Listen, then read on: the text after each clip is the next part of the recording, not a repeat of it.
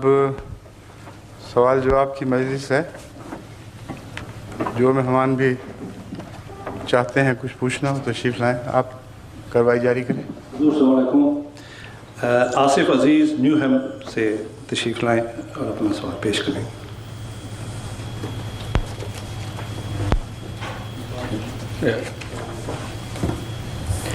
मेरा सवाल ये है कि अगर एक शख्स हदीस का मुनकिर है तो मसीह मऊद के दावे की सदाकत कुरान की रोशनी में कैसे साबित की जा सकती है?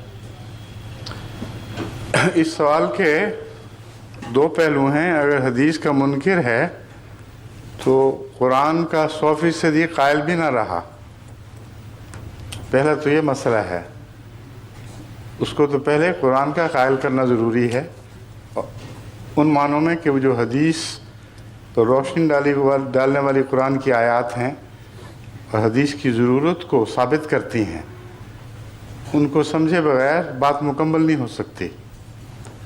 क्योंकि वाक़या यह है कि अगर कुरान भी पेश किया जाए तो कुरान की आयत के मुख्तलिफ़ मानी मुख्तलिफ़ लोग करते हैं और एक ही आयत के मुतफ़र्रिक़ मानी मौजूद हैं हमारी तफासिर में भी। तो मुनकिर हदीस के लिए ये मसला दरपेश होता है कि वो कहता है तुमने ये माने किए, मैं ये माने करता हूँ, तो कुरान भी उसको काफ़ी नहीं। जो कुरान और हदीस को अलग कर दे वो बदनसीब है, क्योंकि कुरान करीम ने ख़ुद ये फरमाया है कि ऐसा शख्स जो खुदा और रसूल के दरमियान फ़र्क करता है वो ईमानदारों में से नहीं है। अब सवाल ये है वो कौन फ़र्क करने वाला है। मसलन कुरान करीम फरमाता है कि जो तुम्हें अल्लाह और रसूल की अताअत करो। अल्लाह की अताअत तो समझ आ गई, कुरान अल्लाह का कलाम है। रसूल की अताअत फिर क्या चीज़ है? अगर हदीस का कोई वजूद नहीं, अगर सुन्नत को कोई इख्तियार नहीं है, तो फिर वो अताअत जो रसूल की अताअत है वो क्या चीज़ है? क्यों खुदा ताला फसीह व बलीग कलाम में बेज़ायद अल्फाज इस्तेमाल करता है? ये काफ़ी था, अल्लाह की अताअत करो। और अगर फ़र्क हो जाए, इख्तलाफ पैदा हो जाए उम्मत के दरमियान, हुकूमत और लोगों के दरमियान, तो कुरान करीम फरमाता है वइज़ा तनाज़अतुम फ़ी शैइन फ़रुद्दूहु इलल्लाहि व रसूलिही अतीउल्लाह व अतीउर रसूल व उलिल अम्रि मिनकुम। ये आयत मेरे पेश नज़र है। अल्लाह की अताअत करो और रसूल की अताअत करो। फ़इज़ा तनाज़अतुम फ़ी शैइन, अगर तुम्हारा आपस में इख्तलाफ हो जाए, फ़रुद्दूहु इलल्लाहि व रसूलिही। अब ये एक जारी हुक्म है। ये मुराद तो नहीं थी कि सिर्फ रसूल सल्लल्लाहु अलैहि वसल्लम की ज़िंदगी में इख्तलाफ हो तो फिर रसूलुल्लाह की खिदमत में पेश करो, यानी कुरान सिर्फ उस ज़माने के लिए महदूद हो गया और आइंदा के तनाज़ात का कोई हल ना पेश किया।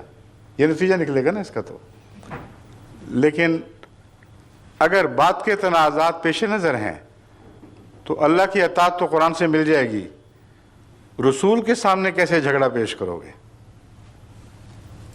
इसलिए बुनियादी बहस से बात होनी चाहिए, वरना हम जितनी चाहें दलीलें कुरान से निकालते रहें, अहले कुरान ये कहता रहेगा कि नहीं मैं इसका कायल नहीं, मैं इसका ये मतलब समझता हूँ।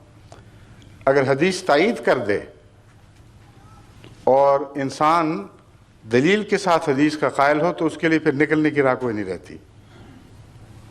इसलिए हर शख्स को उसके अक़ल, उसके हालात के मुताबिक पहले समझाना ज़रूरी है, वरना फिर उससे बात करना बेकार है। मेरा तजुर्बा है अहले कुरान से यही कि लाख दलीलें कुरान से पेश करो, वो कहते नहीं हम इसका ये मतलब समझते हैं, और कोई भी ऐसा नहीं है जिसकी हम बात माने कुरान के मतलब के तौर पर। तो कुरान जिसको वो वजह इत्तेफाक बताते हैं, अमलन उसको वजह इख्तलाफ बना लेते हैं। इसलिए रूहानी अथॉरिटी का आना इसलिए भी ज़रूरी है। इमाम महदी का तसव्वुर ये माने भी रखता है کہ جب قوم میں اختلاف پیدا ہو جائیں گے تو جو اللہ سے ہدایت پائے گا وہ اس بات کا مختار ہوگا خدا کی طرف سے کہ اختلافات کا بیچ میں فیصلہ کرے۔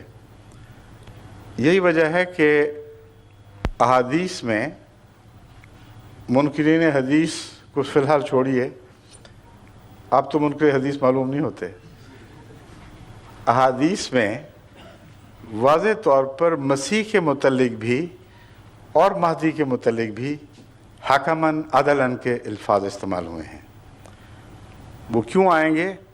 وہ ان کے اختلافات کے بیچ میں عدالت کی کرسی میں بیٹھیں گے، وہ فیصلے کریں گے کہ کون قرآن کی روح سے سچا ہے، کون قرآن کی روح سے غلط ہے، کون حدیث کی روح سے سچا ہے، کون حدیث کی روح سے غلط ہے۔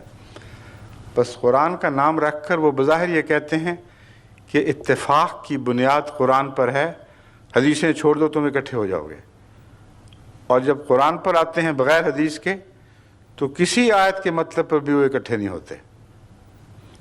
اس لیے محض نفس کا بہانہ ہے۔ اور کیا رسول اللہ صلی اللہ علیہ وسلم کا فیض وہیں تک محدود تھا جس زمانے تک آپ اس دنیا میں رہے؟ قیامت تک کا رسول ہونے کا مطلب پھر کیا رہا؟ کتاب تو ویسے ہی اتر آتی، لوگ تو مطالبے کرتے تھے کہ بنی بنائی کتاب اترے، مگر رسول کے بغیر کتاب کی حقیقت معلوم نہیں ہو سکتی۔ رسول کے بغیر کتاب پر عمل ممکن ہی نہیں ہے۔ نمازیں کیا چیز ہیں، عبادتوں کی تفاصیل کیا ہیں، قرآن کریم میں کہاں تفاصیل موجود ہیں؟ جو کچھ حضرت محمد رسول اللہ صلی اللہ علیہ وآلہ وسلم کو کرتے ہم نے دیکھا، جیسا انہوں نے قرآن سمجھا اسی کے مطابق عمل کی وجہ سے ہم نے قرآن کا فیض پایا ہے۔ اس لیے جس کو قرآن عطا کیا گیا اس کے فیض کے بغیر قرآن کا فیض حاصل کرنا ایک دھوکے والا دعویٰ ہے، اس میں کوئی حقیقت نہیں ہے۔ ٹھیک ہے، اب اور بھی سوال ہوں گے، اگر اس سوال کو آپ دوسری طرح سے دہرانا چاہیں کہ قرآن اور حدیث سے مشترکہ دعوے دکھاؤ تو پھر میں بعد میں بات کروں گا۔ ٹھیک ہے؟